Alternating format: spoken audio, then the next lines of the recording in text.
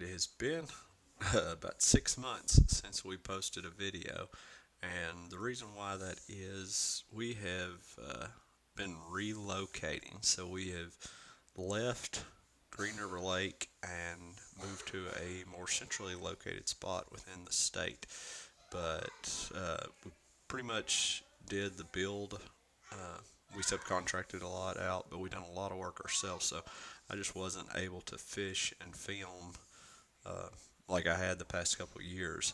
But we've got settled in and looking like we're going to get back to recording, doing probably a little tournament fishing, and then hopefully next year back to doing the on the water instructional uh, guides and live scope teaching. But this is our first time back on the water in at least about 2 months, so it was a little rusty. To say the least. We had just hooked to the boat. You see that a lot of the tackle and everything's strode out. We just didn't have things together today, but we were able to get on some good crappie and the conditions. I mean, it was cold. We went from about 80 degrees earlier in the week to that morning in the high 30s, low 40s. It was cool. Bluebird skies. I mean, not a cloud in the sky, and it was it was good to be back out on the water, but definitely not necessarily the conditions that we typically like. I think there was a north wind, and it was cold. It was really cold, but the fish were there, and the fish were in deep water, shallow water. I mean, there's no thermocline, and the water temperature is roughly the same top to bottom. I mean, it's going to be a little bit cooler down deep, but you're not looking at a huge difference. And today, we hadn't tied new leaders. It was literally we just kind of grabbed the boat. It's opening day of deer season, and we just hooked to the boat and tried to get out there. And I hadn't been fishing in 2 months, and just went out there and fished. We saw a good buck chasing a doe. Saw some other bucks chasing does on the way out there, and thought, oh, they're really going to turn on. But I think looking back now, we're in 13 foot of water there at 59 degrees. Looking back on it now, I think a big part of it, other than being a bluebird sky day, is definitely the change in the temperature. We actually saw a guy at the ramp, and he said that the lake had, the temperature has dropped 10 degrees since he had been there the last week. And in this clip here, you actually see this fish acts like it's supposed to, but see how far it follows it before it finally did commit to it. And we had countless follow backs on this day, and the fish that we caught, they were good fish. We ended up with a good mess, and and you're gonna see Dad ends up catching three pretty decent sized bluegill. We threw them in there too. I mean, when you're trying to find something to eat, that was our purpose, was just simply meat fishing. I mean, we hadn't had a fish fry in forever, and we were just out there finding some crappie to go with our deer. We traded in deer hunting that morning to go crappie fishing, and had a big time. And you could see even in this clip here, and I think we've got a couple different clips from this spot. We're sitting there, 21 foot of water on a rock wall.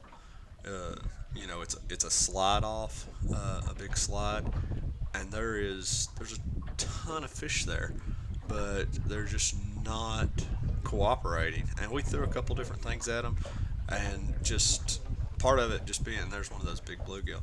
Part of it just being the unorganization that we had for this trip. Like I said, we've been building and doing a lot of construction stuff like that. So we had not took the time to really get the boat laid out. I mean, there's a ton of bass stuff in there, and literally we're just kind of putting on a few different baits to try to catch a few fish. And it's showing there it's 10:25. We didn't stay much past 11. I mean, we come off the water, cleaned the fish that we did have, and got to the woods, and we were very fortunate.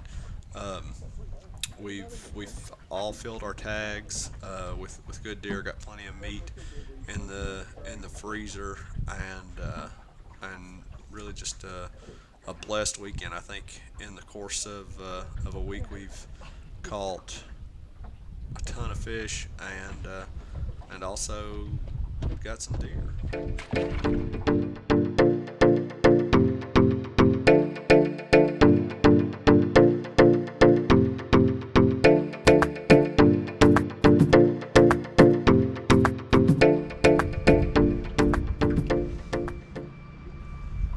And here we've moved locations again. Kind of got off that slide, and a ton of fish there. They just weren't eating. Here, Dad's hooked up again on another another good bluegill, and I did clean those, and they had some pretty good sides on them. So tickled to have them. But we had targeted some stumps. We targeted some brush piles, and now we've kind of moved into some standing timber. And you can see here just a ton of bait, and the you know that's why these fish get so big. They've got plenty to eat and good sized bait too. This isn't a little snack pack. These are good sized shad, different things. So, and you can see we're in the vertical timber.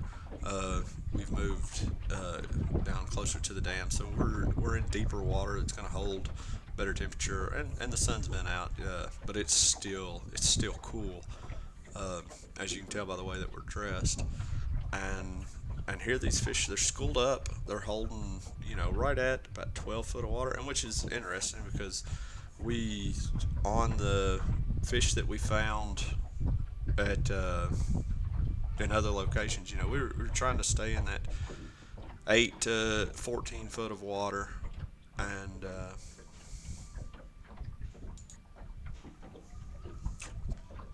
but and you see here, we're getting some fish movement as we're pulling the bait through there, but this just not committing. I think I may have, kind of, they could have had a hold of the tail. I don't remember on this particular clip, but brought that bait right through. And typically, whenever you do that, the way that we presented it there, I think at that point I'm using a 1/32 ounce head. I'm letting it fall extremely slow, and here we are bringing it through there again, and just it once again kind of nipped at it. But and another thing we're having a problem with is kind of pulling a lot of the fish away from it. I know that's something me and Kenny have seen and had issues with in the past. Is those fish getting pulled? And you see here, Dad's throwing. So he's got a 1/16 or 1/32 ounce jig with a 16th ounce weight ahead of it, and I think I had broke off. I was using a very similar setup and broke off, and they're just kind of following it, and that's really just a testament, probably to like I said, temperatures changing, bluebird skies. Um, and there you see, I've had the same thing, and other fish follow it, follow it, follow it, but just could not get it to commit. And I will give you a little heads up about next week's video. So we're gonna go back, and we went back yesterday, and had a very different results than this day's trip. Uh, Situation kind of set up a little bit better for us, but I will save that for next week's video. I haven't actually got to look at the footage, but if you follow us on Facebook, you did see some of the results with the post that we made. We got into some, which was the same fish here. It wasn't really that we got into better fish. It's just we were a little bit more prepared, and kind of put a little different game plan together, and was able to get after them. To the tune of we were just shy of a limit. But thank y'all for being patient. Thanks for watching the videos here. We got another close encounter. Like I said, it just comes right to it. And that was all day, and that's part of that's fall fishing. It's feast or famine. And as we eased closer to these fish, And part of the thing about getting closer to them is it changes the angle of your presentation with your bait. The further away you are, the faster that bait's going to be moving. It's just the angle of the pendulum of the bait falling. But you can see here, there's a ton of bait fish. So I don't necessarily think that had anything to play with them not eating. I don't think it's because they were full. A lot of times those fish are really feeding up. But you can see there, here's the bait, and it's all kind of scattering out around those fish. And I get my bait right in there, and I don't know if probably, and it could have had something to do with the bait coming over. It could have enticed this fish to bite. But you see, Dad, he just had a miss hook, and I was able to hook up on it. But guys, thanks for watching. If you're not subscribed, go ahead and hit the subscribe button, and definitely look forward to bringing y'all more footage. Now that we've changed locations, we're hoping to definitely incorporate more lakes. I mean, we'll definitely still be on Greener Lake from time to time and be doing fishing reports on that lake and guiding on that lake next year. But we're definitely more centrally located, and we're going to be trying maybe not new water, but be on a lot more different lakes from here going out. So thanks for watching, and we will see you on the water.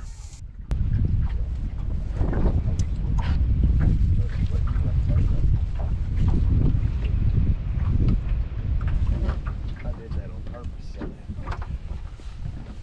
We would roll around.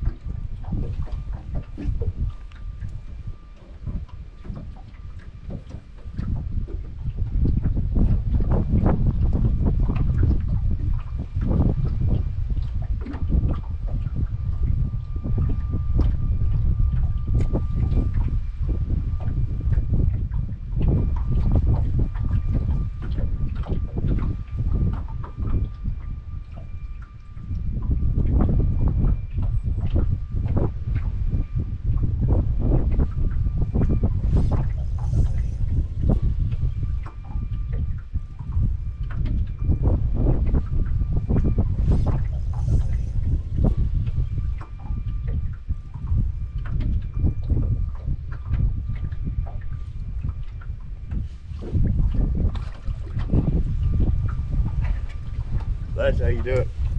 Get your dad to hold you real still. And then you pluck them off of that.